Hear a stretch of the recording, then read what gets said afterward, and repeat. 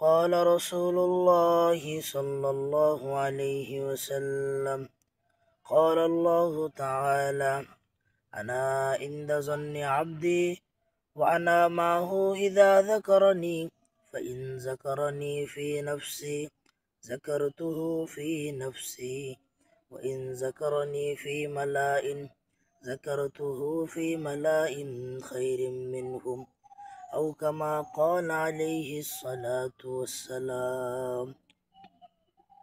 নবী করিম সাল্লাল্লাহু আলাইহি ওয়াসাল্লাম বলেন, আল্লাহ তাআলা রব্বুল আলামিন বলেছেন যে আনা ইনদা জন্নি আবদি বি, আমার বান্দা আমার ব্যাপারে যে ধারণা করে আমি তার সাথে ঠিক তেমন ব্যবহারই করি।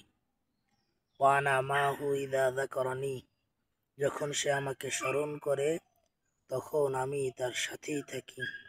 ফা ইন যাকারানি ফি নাফসি, যদি সে আমাকে মনে মনে স্মরণ করে যাকারতুহু ফি নাফসি, তাহলে আমিও তাকে মনে মনে স্মরণ করি।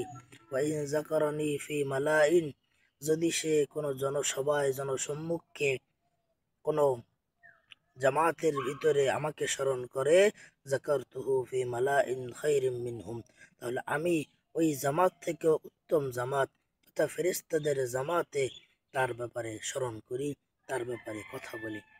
এজন্য ভাইরা, আল্লাহকে স্মরণ যদি মনে মনে করা হয় তাহলে আল্লাহ মনে মনে ওই বান্দার কথা স্মরণ করেন।